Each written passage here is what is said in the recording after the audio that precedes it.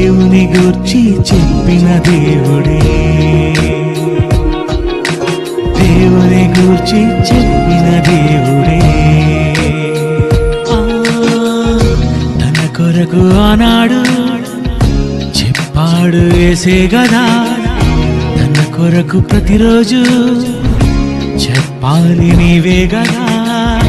తన కొరకు నువ్వు చెబితే దైవానివే, తన గూర్చి నువ్వు చెబితే దైవానివే. నీ కొరకు చూశాడు ఆ దేవుడే. ప్రియులరా, క్రీస్తునందు చేరి వచ్చిన మీ అందరికీ ప్రభునామమున శుభములు తెలియజేస్తున్నాను. ప్రశ్న: అన్ని సంఘములలో బైబిల్ ఒక్కటే, కానీ ఎందుకు ఒక్కొక్క సంఘం ఒక్కోలా బోధిస్తున్నారు? మనకివ్వబడిన ప్రశ్న. సాధారణంగా ఈ ప్రశ్న అందరికీ రాదు. ఈ ప్రశ్న అందరికీ రాదండి, ఎందుకంటే బైబిల్ చదవరు, బోధని పట్టించుకోరు. నిజంగా బైబిల్ చదువుతూ బోధను అర్థం చేసుకోవడానికి మనసిచ్చిన వారికి మాత్రం ఒక్కొక్క సంఘంలో ఒక్కోలా బోధ జరుగుతుంది అనే విషయం అర్థమవుతుంది. ఒక్కొక్క సంఘంలో ఒక్కొక్క విధంగా బోధ ఉందని గుర్తించడం కూడా చాలా కష్టం. నిజంగా అలా గుర్తిస్తే క్రైస్తవులంతా ఒక్కటిలా ఉండేవాళ్ళు. ఈరోజు క్రైస్తవులు ఒక్కటిగా లేరు, వేరు వేరు సంఘాలు ఉన్నాయి, రకరకాల పేర్లు ఉన్నాయి.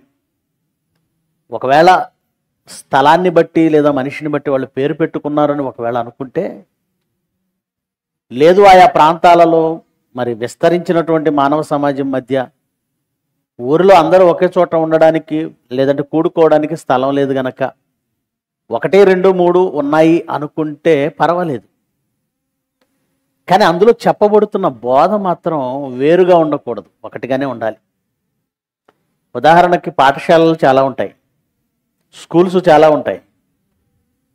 చాలామంది స్కూల్స్ పెట్టుకుంటారు. ఒక ఊరంటే ఒక 100 స్కూల్స్ ఉండొచ్చు, మంగళగిరి మండలం మొత్తం 100 స్కూళ్ళు ఉన్నా కూడా అందులో బోధ ఒకేలా ఉండాలి. 100 స్కూల్స్లో కూడా ఏమండి ఒక అంబ్రెల్లా అనే పదం ఉందనుకోండి, ఈ స్కూల్లో వేరుగా ఇంకో స్కూల్లో మరో రకంగా చెప్పారనుకోండి అంబ్రెల్లా. ఒక దాంతో యుఎం అని బయలుదేరి అంటే మొదలయ్యి పదం అంబ్రెల్లా. అంబ్రెల్లాకి మొదటి పదం ఏంటి, మొదటి అక్షరం ఏంటి? యు. మా స్కూల్లో ఏ చెప్పారండి అని ఎవరైనా అంటారా? అంబ్రెల్లా ఏదైనా ఆ కాబట్టి మీ స్కూల్లో యు, మా స్కూల్లో ఆ ఏ అనరు. ఎక్కడైనా అంబ్రెల్లాకి యుఎం చెప్పండి స్పెల్లింగ్. అంబ్రెల్లా UMBRELLA అంబ్రెల్లా, ఎక్కడైనా అదే స్పెల్లింగ్. అలాగే టేబుల్స్, ఎక్కడైనా టేబుల్స్ అవే ఉంటాయా? 2, 2, 4 బోధ మారదు. మా స్కూల్లో జాతిపిత గాడ్సేనండి, మీ స్కూల్లో గాంధీనా అంటారా? ఏ స్కూల్లోనైనా, ఏ పాఠంలోనైనా, ఏ పుస్తకంలోనైనా జాతిపిత ఎవరు? మహాత్మా గాంధీ అని అంటారు. భారతదేశానికి వెళ్ళాలండి, మీ పాఠశాలలో మారుతాయండి, మా పాఠశాలలో వేరండి. అది మీ విశ్వాసం అండి, ఇది మా విశ్వాసం అండి, ఇది మీ పాఠం అండి, అది మా పాఠం అంటే. భారతదేశానికి వెళ్ళాలొకటే, భారతదేశానికి స్వాతంత్రం వచ్చిన డేట్ ఒకటే. మా స్కూల్లోనండి భారతదేశాన్ని 200 ఏళ్ళు పరిపాలించింది బ్రిటిష్ వాళ్ళు, మీ స్కూల్లో అమెరికా వాళ్ళు అంటారా? పాఠం మారదు, చరిత్ర మారదు, లెక్కలు మారవు, స్పెల్లింగ్స్ మారవు, టోటల్గా సబ్జెక్ట్ మారదు. ఎన్ని స్కూళ్ళన్నా ఉండొచ్చు, ఎవరైనా బోధించవచ్చు, ఆ స్కూల్స్కి ఎన్ని రకాల పేర్లైనా పెట్టుకోవచ్చు. కానీ సంఘంలోకి వచ్చేసరికి, సంఘాలకు వచ్చేసరికి రకరకాల పేర్లు వచ్చాయి.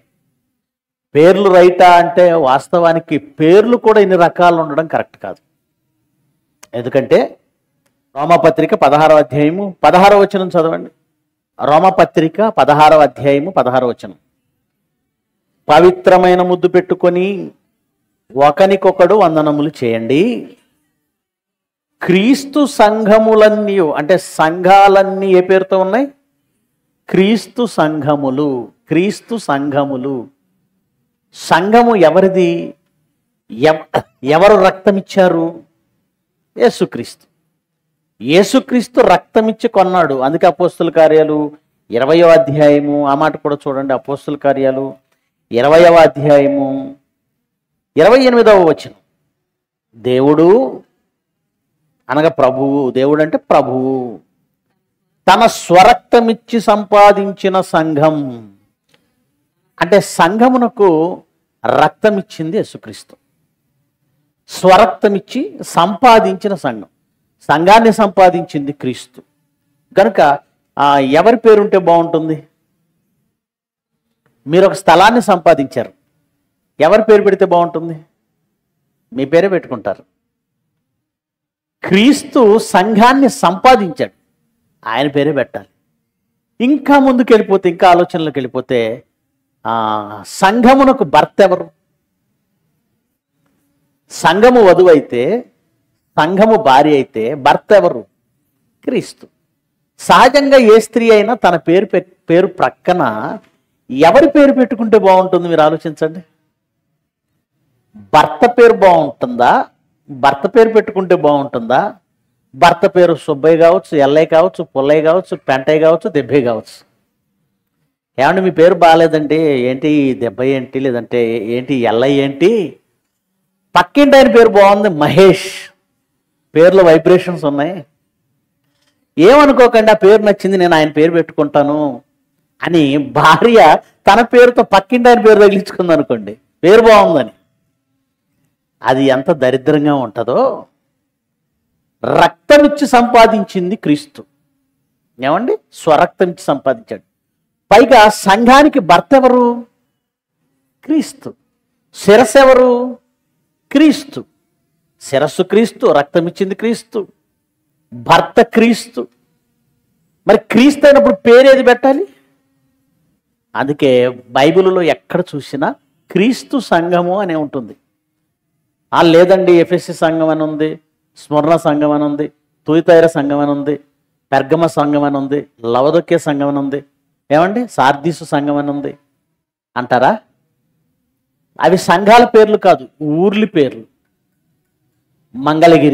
మంగళగిరిలో ఉన్న సంఘం, విజయవాడలో ఉన్న సంఘం ఎవరి సంఘం?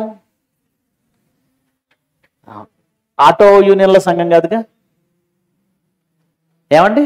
డ్వాక్రా సంఘాలు కావుగా, మహిళా అభ్యుదయ సంఘాలు కావుగా. సంఘం అంటే చాలా సంఘాలు వస్తాయి. సంఘం అనగానే ఏమంటే రాముడిని పూజించే వాళ్ళు కూడా వాళ్ళు సంఘం ఉంటారు. సంఘం అంటే కొంతమంది సమూహం. ఆ సమూహం పర్టికులర్గా ఒక పాయింట్ మీద, ఒక కంటెస్ట్ మీద కలిసి ఉంటుంది. ఈరోజు మనమంతా ఏ విషయంపై, ఏ అంశంపై ఒక సంఘంగా కూడాం. ఎవరిని బట్టి కూడాం? మిమ్మల్ని రక్షించింది ఎవరు? రక్తం ఇచ్చింది ఎవరు? సంఘమునకు భర్తగా ఉన్నది ఎవరు? శిరస్సుగా ఉన్నది ఎవరు? గనుక ఒక స్త్రీ తన భర్త పేరును తన పేరుతో తగిలించుకోవడం లేదా పెట్టుకోవడం ఎంత సమంజసమో, ఎంత ధర్మమో, సంఘం కూడా ఎవరి పేరు పెట్టుకోవాలి? క్రీస్తు పేరు పెట్టుకోవాలి. అందుకే సంఘాలకి ఏ పేరు ఉండాలి? క్రీస్తు సంఘము. క్రీస్తు సంఘం, క్రీస్తుదై ఉండాలి. కానీ ఎందుకో ఎవరు చెప్పారో తెలియదండి, మా సంఘం వేరుగా కనపడాలని ఒక్కొక్కరు ఒక్కొక్క రకంగా. ఏమండి? ఒక ఆయన ఏమంటాడంటే సియోను సంఘం అంటాడు, ఇంకొక ఆయన ఏమంటాడో తెలుసా? కల్వరి సంఘం అంటాడు, మరొక ఆయన ఏమంటాడో తెలుసా? బెతెస్తా సంఘం అంటాడు, మరొక ఆయన ఏమంటాడో తెలుసా? రెహబోతు సంఘం అంటాడు, ఇంకొక ఆయన ఏమంటాడో తెలుసా? దున్నపోతు సంఘం అంటాడు. ఎందుకు ఈ పేర్లు? కర్మెలు సంఘం. కర్మెలు అంటే ఏంటి? అది ఒక పర్వతం. పర్వతము సంఘాన్ని కాపాడిందా? రక్తం పెట్టిందా? క్రీస్తా? బేతిస్తా అనేది ఒక కోనేరు. కోనేరు పేరు ఎందుకు పెట్టుకోవాలి? పెంతెకోస్తు అది ఒక పండుగ దినం, ఇశ్రాయేలీలకు దేవుడిచ్చిన ఒక పండుగ దినం. పండుగ పేరు ఎందుకు పెట్టుకోవాలి? అంటే మాది వేరుగా ఉండాలి, వేరుగా కనబడాలనే కాన్సెప్టే తప్ప ఒక భార్య ఎవరి పేరు పెట్టుకోవాలి అనే కాన్సెప్ట్ వాళ్ళకు ఉందా? లేదు. పేరు దగ్గరే క్రీస్తు అనే పేరు పెట్టుకోవాలి. ఎందుకంటే ఆయన సంఘం, ఆయన రక్తంలోనే కడగబడ్డాం మనం, ఆయనే శిరస్సు గనక. ఏమంటే కల్వరి అని పెట్టుకున్నారు. ఇప్పుడు అన్ని చోట్ల కల్వరి కల్వరి కల్వరి కల్వరి. అసలు కల్వరి అంటే ఏంటి? కల్వరి అన్న పదానికి అర్థమేముందో బైబిల్లో మీరే చూడండి. అందరు బైబిల్ తీయక సువార్తే 23వ అధ్యాయము 33వ వచనం. లోకా సువార్త 23వ అధ్యాయం 33. ఎస్, వారు కపాలం అనబడిన, అక్కడ పుట్టినట్లు నంబర్ ఇచ్చారు చూడండి, కపాలము అనబడిన అన్న దగ్గర నంబర్ ఇచ్చి, ఈ కపాలం అనబడిన దాన్ని మూల భాషలో ఏమంటారట? కల్వరి.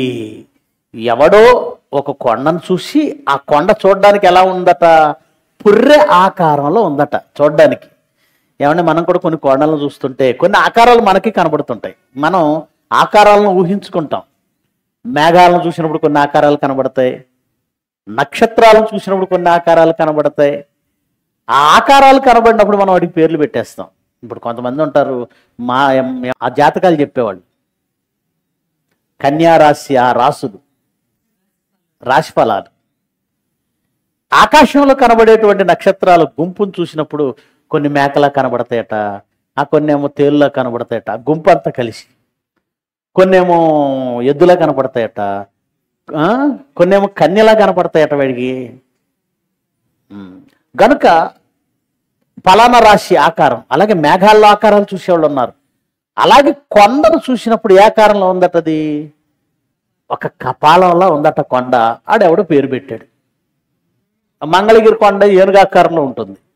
డాన్ బోస్కో ఎదురుకున్న కొండ ఒక కుప్ప పోసినట్టుగా ఉంటుంది. ఒక ఇసుకను కుప్ప పోస్తే ఎలా ఉంటుందో కుప్పకొండ అని దీనికి పేరు పెట్టాం మనం, కుప్పకొండ. యేసుప్రభు ఆ కొండ మీద సిలువ వేయబడితే నువ్వు కుప్పకొండ సంఘం అని పెడతావా? ఎవడో ఆకారం పుర్రెలా ఉంది, దానికి పుర్రె లేదా కపాలం అని పేరు పెట్టాడు. ఆ స్థలానికి ఏమని పేరు పెట్టాడు? ఇప్పుడు నువ్వు కల్వరి అని పెట్టుకుంటే నీ సంఘం పేరేంటి? పుర్రె సంఘం. కపాలం అంటే ఏంటి? పుర్రె. అంటే మీది ఏ సంఘం? పుర్రె సంఘం. పుర్రె అంటే ఏంటి? అందులో ఏముండదు? మెదడు ఉండదు, కళ్ళు ఉండవు, ముక్కు ఉండదు, అసలు ప్రాణమే ఉండదు. ఇది ఎండిపోయి చానాళ్ళు అవుతుంది, జీవమే లేదు. మాదే సంఘం. యేసుక్రీస్తు శిరస్సే తప్ప పుర్రె కాదు. యేసుక్రీస్తు ఎవరు? శిరస్సు అంటే దానిలో గుజ్జుంది. శిరస్సు అని ఎండిపోయిన పుర్రెని అనరు. పుర్రెని శిరస్సు అంటారా మీ భాషలో, మీ ఏరియాలో, మీ ఊర్లో అంటారా? మా ఊర్లో అనరు. మనిషి అన్నవాడు ఎవడ అంటారు. పైగా అది ప్రమాదానికి, డేంజర్కి గుర్తు. గనక పుర్రె సంఘం అని పెట్టుకుని ఉంటే వెళ్ళడానికి డేంజర్. గనక పుర్రె సంఘం, కల్వరి సంఘం. అసలు స్థలాల పేర్లు, కొండల పేర్లు, నదుల పేర్లు, కోనేరుల పేర్లు, పండగల పేర్లు, రెహబోతట. ఎందుకు ఈ పేర్లు? క్రీస్తు సంఘం, అది బైబిల్ చెప్పింది. ఎందుకు మరి పేరు వేరుగా పెట్టుకున్నారంటే గుర్తింపు కోసం. ఇక్కడే వాక్య ప్రకారం ఆలోచించకుండా తమ స్వార్థం కోసం చాలామంది ఆలోచిస్తున్నారని మీకు అర్థం కావాలి. ఎప్పుడైతే వీళ్ళ సొంత ఆలోచన వచ్చిందో అప్పుడు పూర్తిగా దేవుని నియమానికి, వాక్యానికి దూరం అవుతారు. బైబిల్ ఒకే బైబిల్, నిజమే, ఒకటే బైబిల్. బైబిల్ ఒకటే కాదు, వారిని అందరినీ మనందరినీ కన్న తండ్రి ఎవరు? ఎంతమంది ఉన్నారంటే ఒక్కడే. మన కోసం రక్తం కార్చిన క్రీస్తులు ఎంతమంది ఉన్నారు? ఒక్కడే. మనందరికీ నూతన జన్మనిచ్చిన పరిశుద్ధాత్మలు ఎంతమంది ఉన్నారు? ఒక్కడే. మరి విశ్వాసాలు ఎన్ని ఉన్నాయి? ఒక్కటే.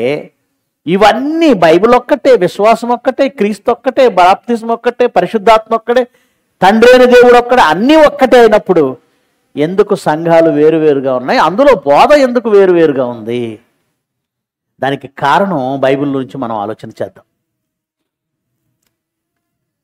యోధా పత్రిక 3వ వచనం. యోధా పత్రిక ఒకే ఒక అధ్యాయం కలిగిన పత్రిక. 3వ వచనం చదువుదాం. ప్రియులారా, మనకు అందరికీ కలిగేడి రక్షణను గూర్చి మీకు వ్రాయవలెనని విశేష ఆసక్తి గలవాడనై ప్రయత్నము చేయుచుండగా. యోధా గారు, ఎవరి యోధా గారు అంటే చనిపోయిన ఇస్కరియోతు యోధా కాదు, యేసుక్రీస్తు తమ్ముళ్లలో ఒకడైన యోధా. మళ్ళీ ఇక్కడ ప్రశ్న, యేసుక్రీస్తు తమ్ముళ్ళు ఉన్నారా అండి? మరియమ్మ పవిత్రంగా ఉంది కదండి, అంటే పిల్లల కంటే అపవిత్రం అవుతుందని ఎవడు చెప్పాడు? కన్యక గర్భాన యేసుక్రీస్తు పుట్టాడు, ఆ తర్వాత మరియమ్మకి పిల్లలు పుట్టారు, యోసేపుకి మరియమ్మకి. అలా పుట్టిన వారు తమ్ముళ్ళు. ఆ తమ్ముళ్లలో ఒకడు యాకోబు, ఒకడు యోధా. యేసుక్రీస్తు తమ్ముళ్ళు 2 ఉన్నారు. ఈయన యేసుక్రీస్తు తమ్ముడు యోధా. ఆయన ఏమనుకున్నాడట? ప్రభువు యొక్క రక్షణ గురించి అంటే యేసుక్రీస్తు యొక్క సువార్త రాద్దామని నిర్ణయించుకున్నాడట.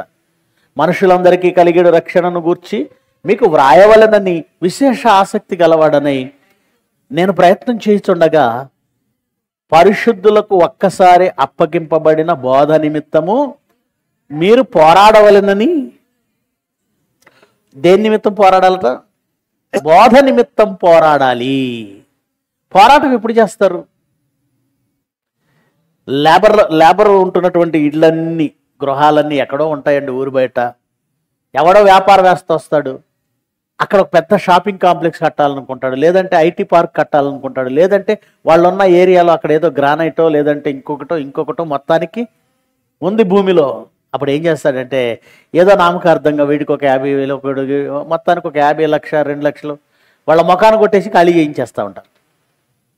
పాపం తెలియని అమాయకులు ఏం చేస్తారంటే వస్తున్నాయి కదా, 1 లక్ష 2 లక్షలు వస్తున్నాయి కదా అని ఖాళీలు చేసేవాళ్ళు ఉన్నారు. కొంతమంది అవగాహన కలిగి, స్పృహ కలిగి, సామాజిక స్పృహ కలిగి కాస్త విద్యావంతులైన వాళ్ళు ఎదురు తిరుగుతారు.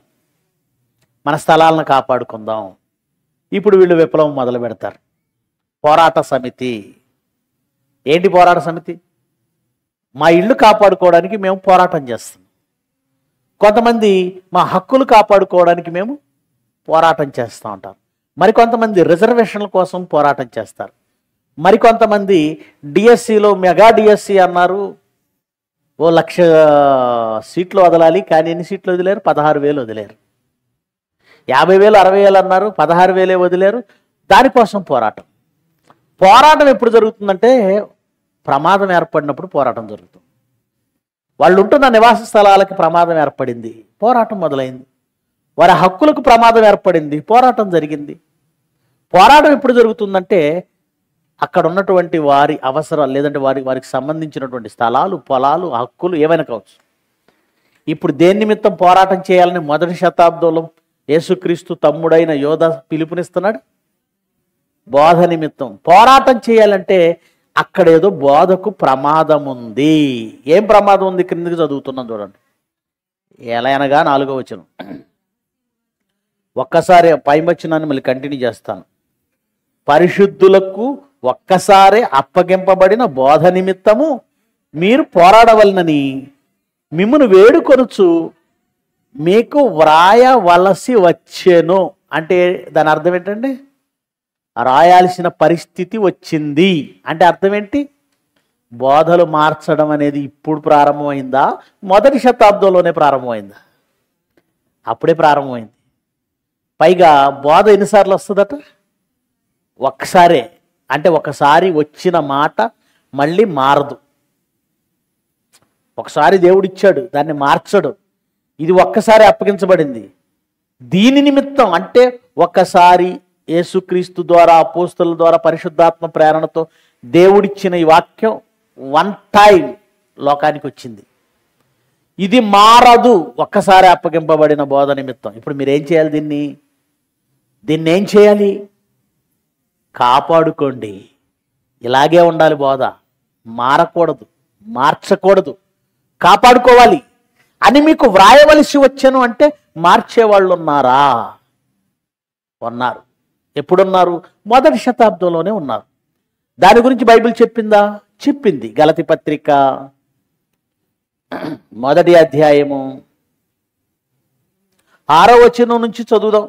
క్రీస్తు కృపను బట్టి మిమ్మును పిలిచినది ఎవరు అంటే, క్రీస్తు కృపను బట్టి ఆ రోజు సంఘమును పిలిచిన వాడు పౌలు. క్రీస్తు కృపను బట్టి మిమ్మల్ని పిలిచిన దేవుడు, ఆ దేవుని మాటను బట్టి సేవకుడిగా నేను పిలిచాను. మీరు దేవుడిని వదిలేశారు, నన్ను వదిలేశారు. మిమ్మల్ని పిలిచిన వారిని విడిచి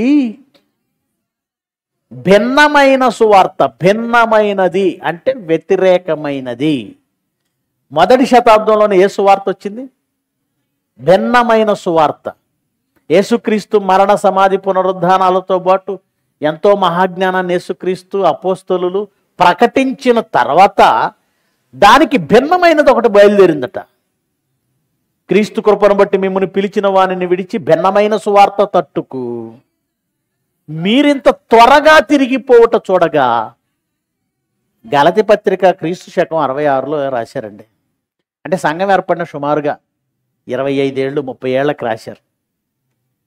సంఘం ఏర్పడిన 25 ఏళ్లలో బోధ మారింది. పౌలు ప్రస్తావిస్తున్నాడు, బోధ మారింది. సంఘం ఏర్పడిన 25 ఏళ్ళు ఏం మారిపోయింది? భిన్నమైన సువార్త వచ్చింది. భిన్నమైన సువార్త రావడమే కాదు, సంఘము త్వరగా దాని వైపు తిరిగిందట. పౌలు కూడా ఆశ్చర్యపోతున్నాడు. భిన్నమైన సువార్త తట్టుకు మీరింత త్వరగా తిరిగిపోవుట చూడగా నాకు ఆశ్చర్యమగుచున్నది అని ఏమంటున్నాడు చూడండి. సువార్త అంటే మీ ఎలా ఉంటుంది అని అంటే, సెపరేట్గా వేరే దేవుడి పేరు చెప్పడం, వేరే గ్రంథం పేరు చెప్పడం, వేరే మతం పేరు చెప్పడం అలా కాదు. వేరేటి ఏం కాదు, పేరు చెప్పడం, బైబిల్ పేరే చెప్తారు, తర్వాత యేసుప్రభు పేరే చెప్తారు, తర్వాత క్రైస్తవ్యం అనే చెప్తారు, తర్వాత యెహోవా దేవుడనే చెప్తారు, తర్వాత పరిశుద్ధాత్మనే చెప్తారు, కానీ మార్చేస్తారు. అంటే పేర్లు చెప్పిన యేసుక్రీస్తు పేరు పలుకుతున్న ప్రతిదీ క్రీస్తు సువార్త కాదు.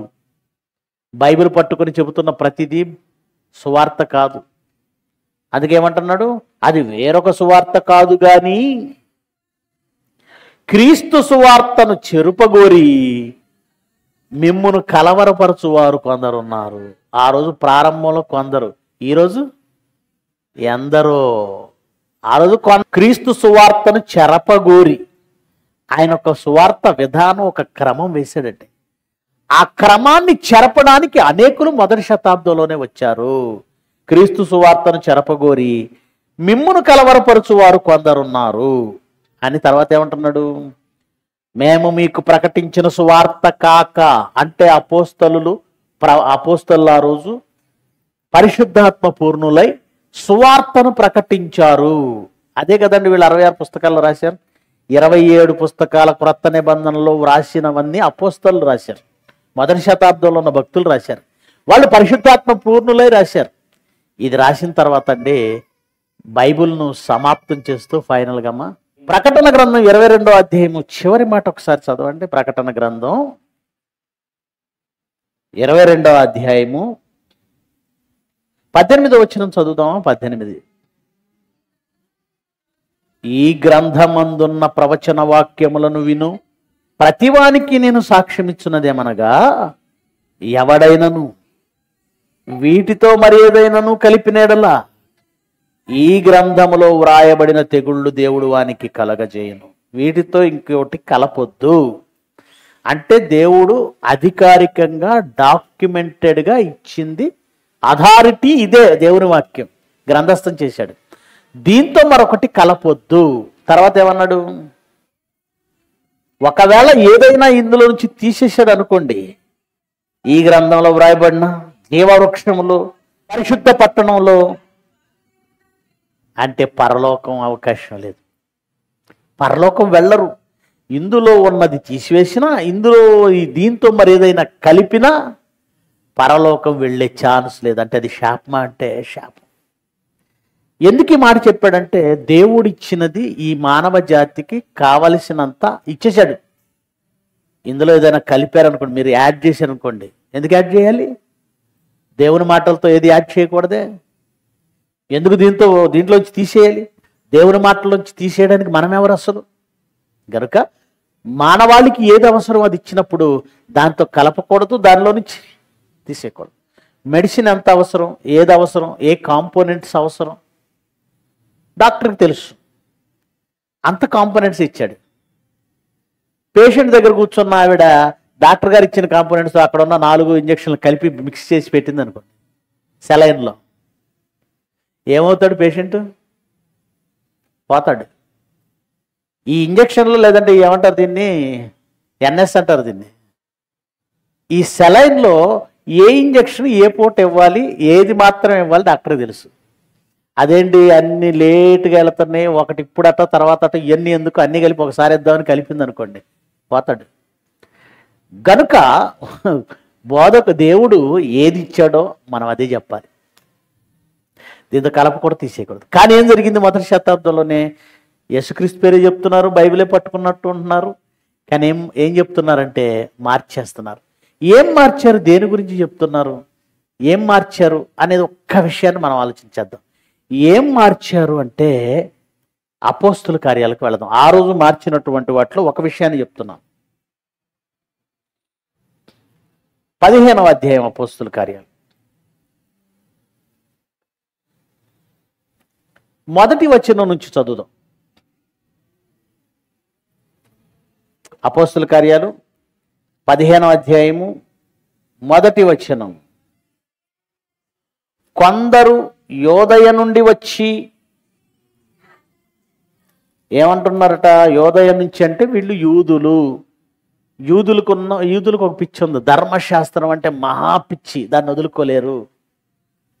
కానీ ధర్మశాస్త్రాన్ని యేసుక్రీస్తు ఏం చేశాడు? సిలువలో కొట్టేశాడు. శరీర సంబంధమైనటువంటి ఆచారాలు ఏమీ లేవు, పాటించిన అవసరం లేదు. సున్నతి పాటించిన అవసరం లేదు, పండుగలు పాటించిన అవసరం లేదు, విశ్రాంతి దినాలు పాటించాల్సిన అవసరం లేదు, బలులు ఇవ్వాల్సిన అవసరం లేదు, అర్పణలు ఇశ్రాయేలు సంబంధమైన అర్పణలు లేవు. దాన్ని ఆత్మ సంబంధంగా మార్చాడు అన్నీ. కానీ యూదుల కంటే ధర్మశాస్త్రం అంటే పిచ్చి. వీళ్ళు ఏం చేశారంటే, యోదయలో ఉన్న కొందరు క్రైస్తవులు, అంటే క్రైస్తవులు అయ్యారు, మొత్తానికి క్రైస్తవులు అయ్యారు, కానీ వాళ్ళకి ఏ పిచ్చి నిలిచింది? పాతది ధర్మశాస్త్రం నిలిచింది, వాళ్ళ మైండ్లో ఉంది. వాళ్ళు ఏమనుకుంటున్నారంటే, యేసుక్రీస్తు నమ్మితే నమ్మాం, కానీ మన పితరుల ఆచారాలు ఎందుకు పోగొట్టుకోవడం? ఆ మనసుతో ఉన్న వీళ్ళు సంఘానికి వచ్చి ఏం చెప్తున్నారో చూడండి. మీరు మోషే నియమించిన ఆచారము చొప్పున సున్నతి పొందితేనే గాని, ఏం బోధిస్తున్నారట?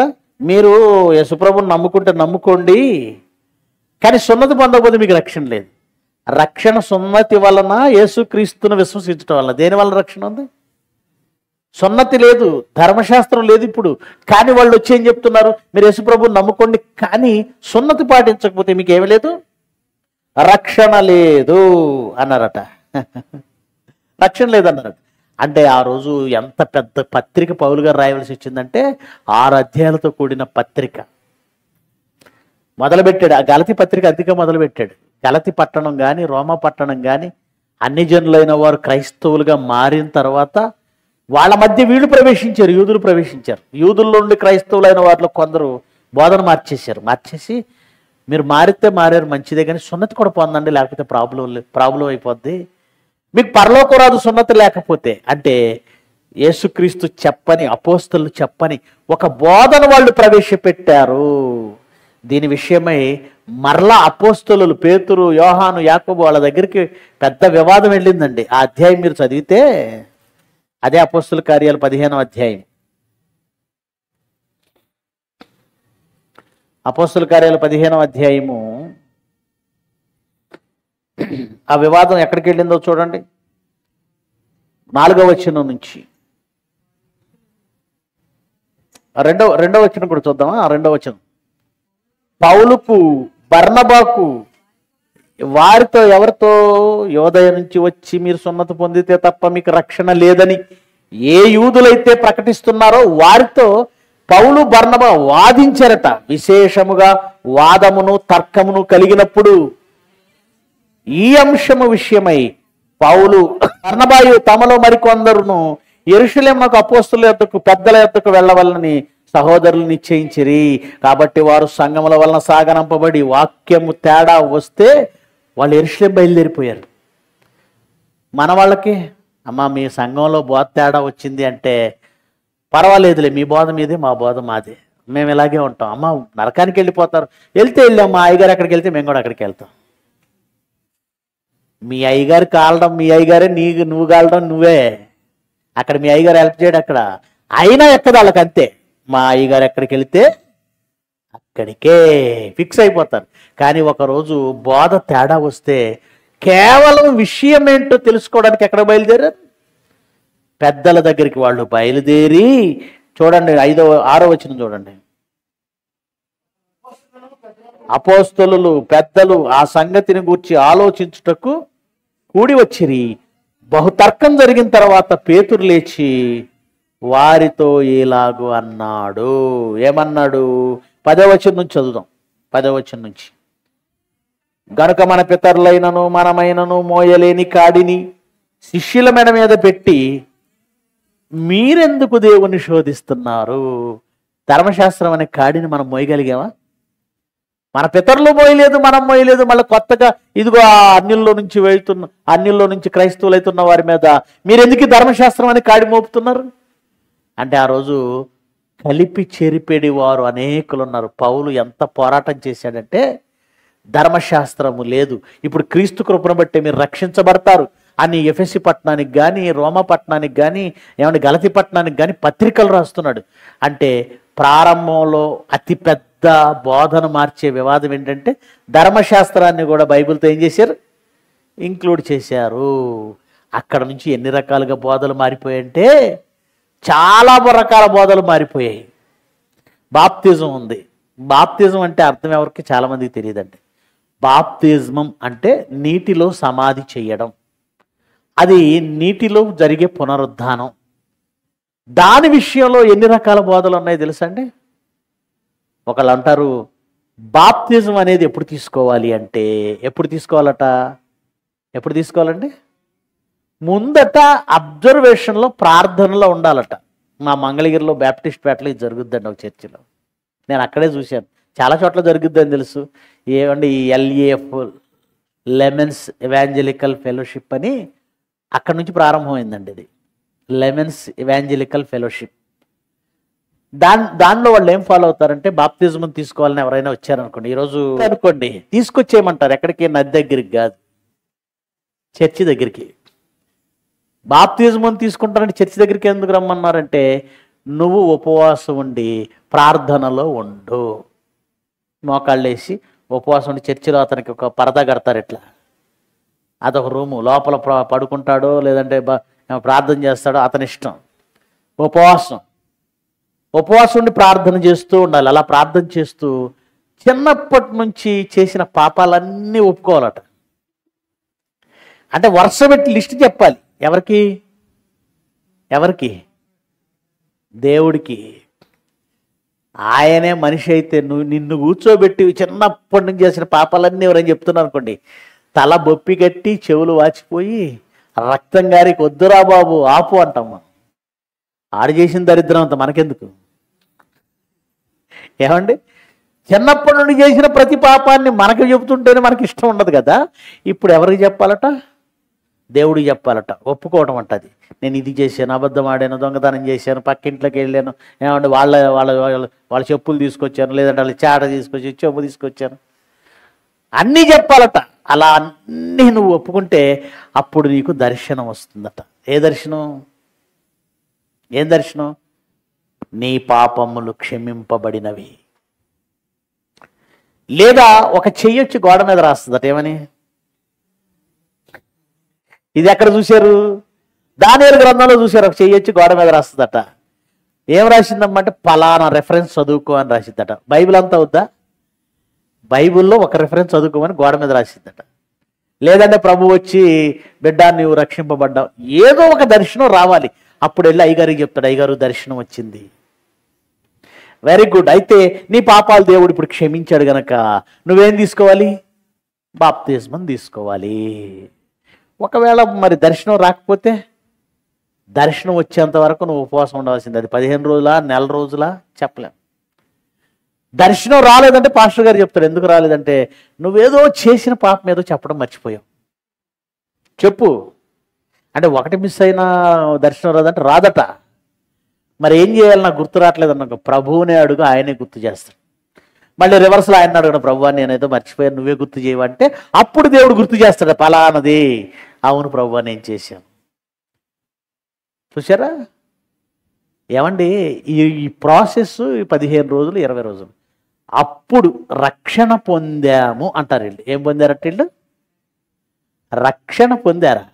తర్వాత బాప్తిజం అట. నేను మాట అడుగుతానండి, బైబిల్లో బాప్తిజం గురించి పేతురు గారిని అడిగినప్పుడు ఏమన్నాడు ఒకసారి చదవండి. అపోస్తుల కార్యాలు 2వ అధ్యాయం. అపోస్తుల కార్యాలు 2వ అధ్యాయం 37వ వచనం.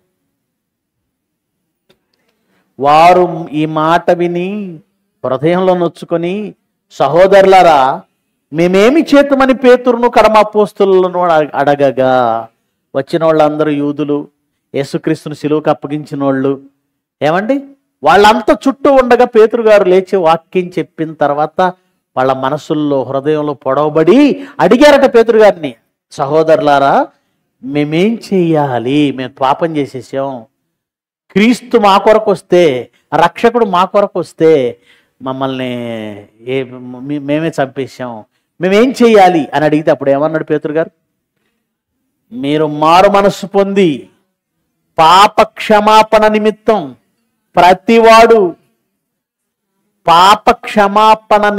ప్రతివాడు యేసుక్రీస్తు నామమున బాప్తిజమం పొందండి. అంటే బాప్తిజమం పొందితే పాపాలు పోతాయి. పాప క్షమాపణ నిమిత్తం బాప్తిజమం పొందండి. పాప క్షమాపణ నిమిత్తం. ఇది ఎలా ఉంది అంటే, తలనొప్పి తగ్గాలి అంటే శారిడాన్ని వేసుకో, అంతే కదండి. తలనొప్పి తగ్గుటకై శారిడాన్ని వేసుకో. అలా కాకుండా నేను ఇంకోటి చెప్పాను అనుకోండి, తలనొప్పి తగ్గిన తర్వాత తగ్గించుకొనిరా, నీకు శారిడాన్ని ఇస్తాను. మీరేమంటారు నన్ను? డాక్టరా లేదంటే డాక్టర్గా యాక్ట్ చేస్తున్న యాక్టరా? తలనొప్పి తగ్గాలంటే శారిడాన్ని వేయాలి. నేనేం చెప్తున్నాను రివర్స్లో, నువ్వు తలనొప్పితో నా దగ్గర రావద్దు, నేను శారిడాన్ని ఇవ్వను నీకు. నువ్వు తలనొప్పి తగ్గించుకొనిరా, నీకు శారిడాన్ని ఇస్తాను. అప్పుడు ఏమంటారు నన్ను? చాలా చాలేవయ్యా, ఎక్కడ చదివావు మెడిసిన్, నీకు ఎవడ సర్టిఫికెట్ ఇచ్చింది? ఇక్కడ ఏముందంటే, నీ పాపాలు పోవాలంటే బాప్తిజమం తీసుకో, పాప క్షమాపణ నిమిత్తం బాప్తిజమం. కానీ ఈ LEM చర్చిలో ముందు పాప క్షమాపణ జరగాలట, అప్పుడు వెళ్ళి నీళ్ళల్లో మునగాలట. బోధ మారిందా మారలేదా? పాప క్షమాపణ నిమిత్తం బాప్తిజమం తీసుకోమంటే పాప క్షమాపణ ముందే జరగాలి. దేవుడు పెట్టిన ప్రాసెస్లోనేమో మీరు మారు మనసు పొంది వెళ్ళి బాప్తిజమం తీసుకోండి, అప్పుడు మీ పాపాలు పోతాయి. కానీ నువ్వేం చెప్తున్నావు? అవన్నీ నాకొద్దు, నాకు కుదరదు, నువ్వు నా పాపాలు ముందు తీసేయి, తర్వాత వెళ్ళి నీళ్ళల్లో మునుగుతా. నువ్వెవడు చెప్పడానికి దేవుడికి? అంతేనా? ఓ బ్యాంకుకి వెళ్తావు, బ్యాంకుకి వెళ్ళి నీ అకౌంట్లోనే ఉన్నాయి 50,000 ఉన్నాయి, ఓ 10,000 తీసుకోవాలి. పలానా అకౌంట్ నెంబర్ చెప్తాను, అందులో నుంచి 10,000 తీ అన్నావు అనుకో. వెళ్ళిపోయి ఎవరి దగ్గర? ఆ క్యాషియర్ దగ్గరికి వెళ్ళి, అక్కడ విత్డ్రావల్ ఫామ్ ఉంటుంది, తీసుకొచ్చి నింపు, ఇక్కడికి తీసుకురా, అప్పుడు ఇస్తానంటాడు. నువ్వెవరు చెప్పడానికి? అవి నా డబ్బులు ఉన్నాయా లేదా? నాకి అన్నావనుకో, ఏమంటాడు? నీ దిక్కున్న చోట చెప్పుకో, నేను ఈయన అంటాడు. ఇస్తాడా? బ్యాంకుకే ఒక ప్రాసెస్ ఉంది, ఆ ప్రాసెస్ ప్రకారం విత్డ్రావల్ ఫామ్ తీసుకోవాలి, దాన్ని నింపాలి, అందులో డేట్ అయిపోతే మళ్ళీ నీ మొక్కాన్ని కొడతాడు, డేట్ అయ్యి అంటాడు. సంతకం పెట్టకపోతే సంతకం పెట్టు అంటాడు. ఏమండి? ఆ తర్వాత అందులో అకౌంట్ నెంబర్ తప్పేస్తే మళ్ళీ మొక్కాన్ని కొడతాడు. నీ డబ్బులు నువ్వు తీసుకోవడానికి ఆడు పెట్టిన ప్రాసెస్ ఫాలో అవుతావు, ఫాలో అవ్వా? ఫాలో అయి తీరాలి. మరి దేవుడు పెట్టిన ప్రాసెస్ పక్కన పెట్టి ఆయన ఏం పెట్టాడు? వెళ్ళి బాప్తిజం తీసుకో, అప్పుడు నీ పాపాలు పోతాయి. అలాగే అపోస్తుల కార్యాలు 22వ అధ్యాయము 15వ వచనం చూడండి, 16వ వచనం.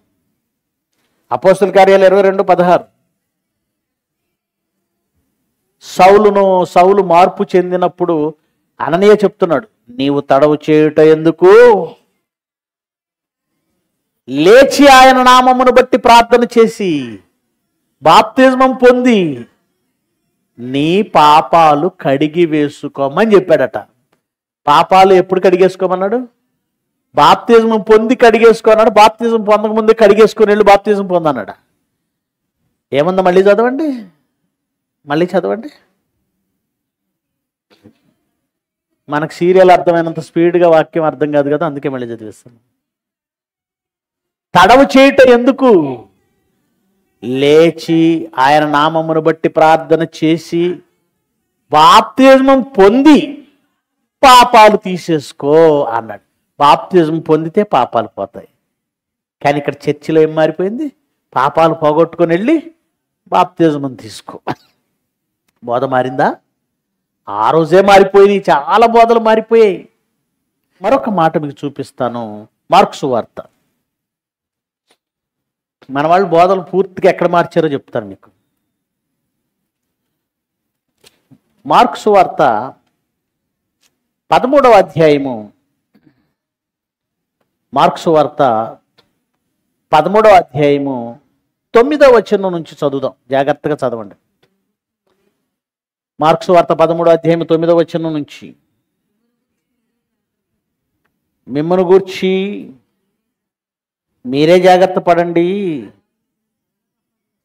వారు మిమ్మల్ని సభలకు అప్పగిస్తారు, మిమ్మల్ని సమాజ మందిరంలో కొట్టించెదరు.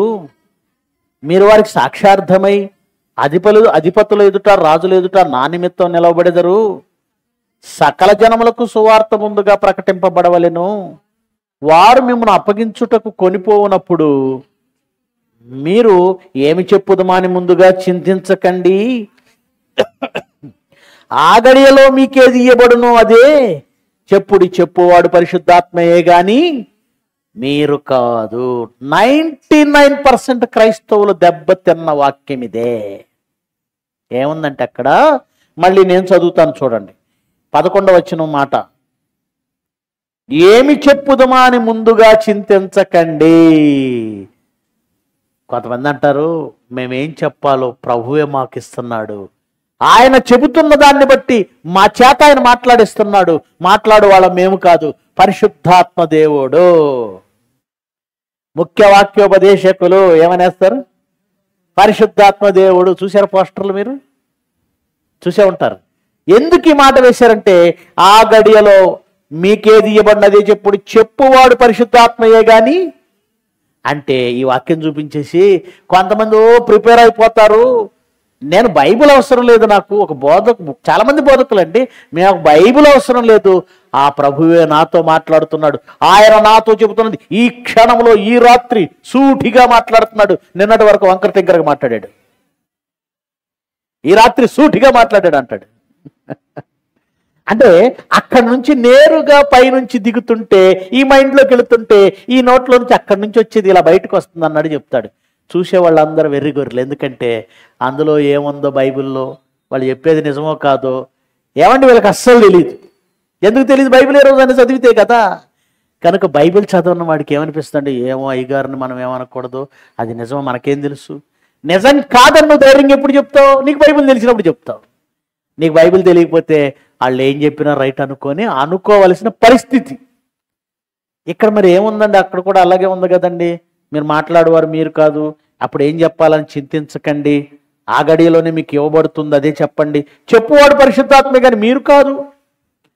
గనుక ఏమండి, బోధకు ఏదో ప్రిపేర్ అవ్వాల్సిన అవసరం లేదండి.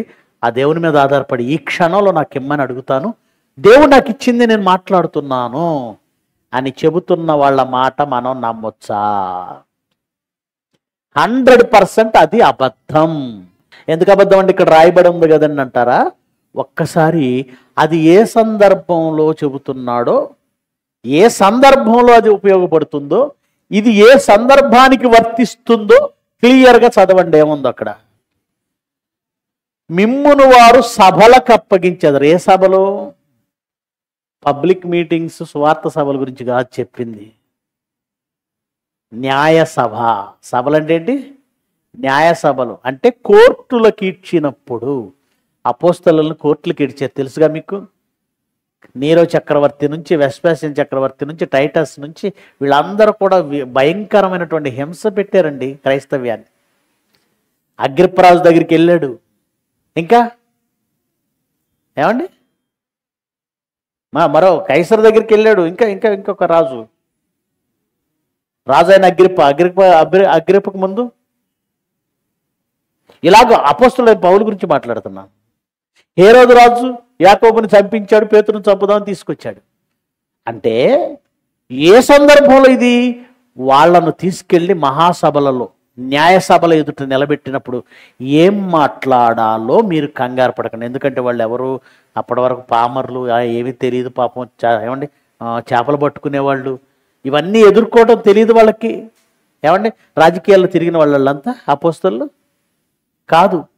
మాటకారితనం తెలుసా? యుక్తిగా మాట్లాడడం తెలుసు? ఏం తెలియదు. ఏంటి మీకోసం, నా కోసం మీరు చట్టసభలకు వెళ్తారు, జైలుకి వెళ్తారు, యేసుప్రభు ముందుగా చెప్తున్నాడు. ఆ మాట చెబితే మీరుంటారండి? మీరు నా కోసం నెక్స్ట్ వీక్ మీరు వచ్చారండి, మీకోసం, నా కోసం మీరంతా జైలుకి వెళ్ళాలన్నాను అనుకోండి, నిజం చెప్పండి, నా కోసం మీరు జైలుకి వెళ్తారా? ఎవరు వెళ్తారు? ఎవరు వెళ్ళరు. అలాంటి యేసుప్రభు నా కోసం మీరు చట్టసభలకు ఈడ్చబడతారు, జైలుకి వెళ్తారంటే వాళ్ళు ఏమైపోతారండి? వాస్తవిక పరిస్థితిని ఆలోచించండి. కానీ వాళ్ళు నిలబడ్డారు. వాళ్ళకి ఏం ధైర్యం చెప్పంటే, అక్కడ ఏం మాట్లాడాలి, మేమేం చెప్పాలి? మీరు కంగారు పడకండి.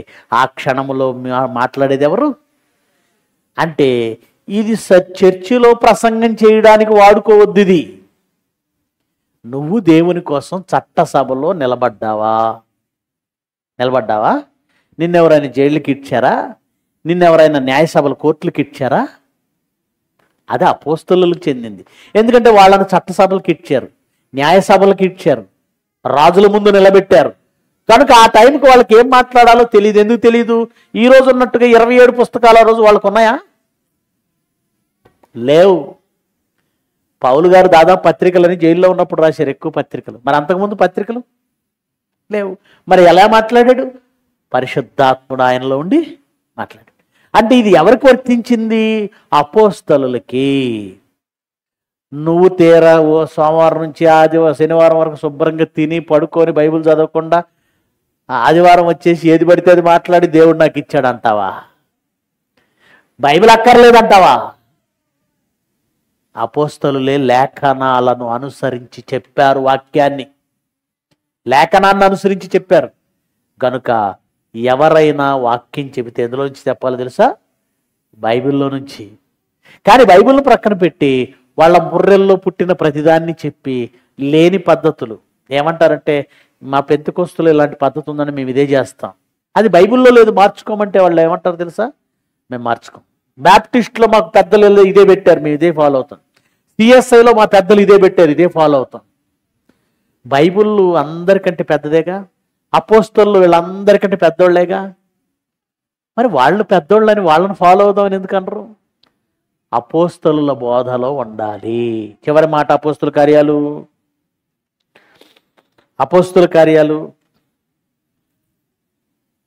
2వ అధ్యాయం 42 వచనం. 2వ అధ్యాయం 42. వీరు అపోస్తలుల బోధ యందును సహవాసమందును రొట్టె విరుచుట యందు ప్రార్థన చేయుట యందు ఏ బోధలో ఉన్నారట వాళ్ళు? అపోస్తలులు ఏ బోధ చెప్పారు ఆ బోధలో ఉండాలి. మరి మనం ఏ బోధలో ఉన్నాం?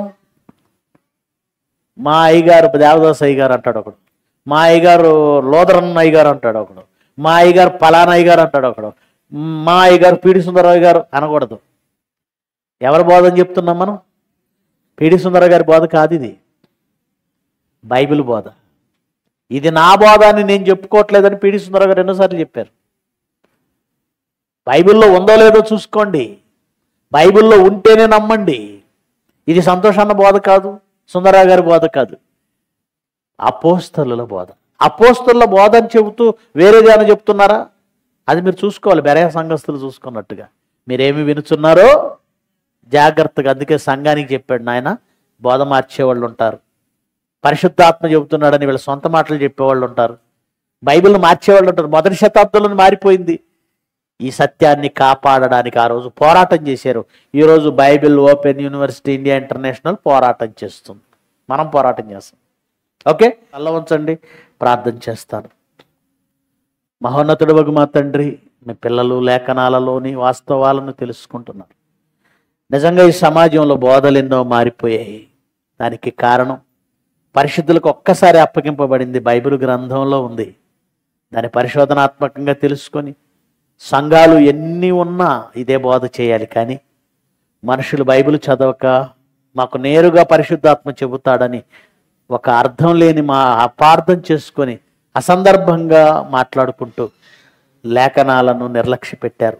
అందుకే బైబిల్ చెప్పనివి, మీరు చెప్పనివి ఎన్నో పద్ధతులు పుట్టుకొచ్చాయి. అందుకే సంఘాలు పుట్టుకొచ్చాయి. వాస్తవం ఏంటో తెలుసుకునే అవకాశం ఇచ్చిన మిమ్మల్ని బట్టి మేము సంతోషిస్తూ ఉన్నాం. నాయన, మీ పిల్లలంతా కూడా సత్యమును పరిశోధిస్తూ నేర్చుకుంటున్నారు. వారికి మీరు తోడుగా ఉండండి, ఆయురారోగ్యాలతో నింపండి. ముందున్న కార్యక్రమంలో మాకు తోడుగా ఉండి నడిపించమని యేసుక్రీస్తు వారి ఉన్నతమైన నామమున ఈ ప్రార్థన సమర్పిస్తున్నాము తండ్రి. ఆమేన్. అందరికీ వందనాలు.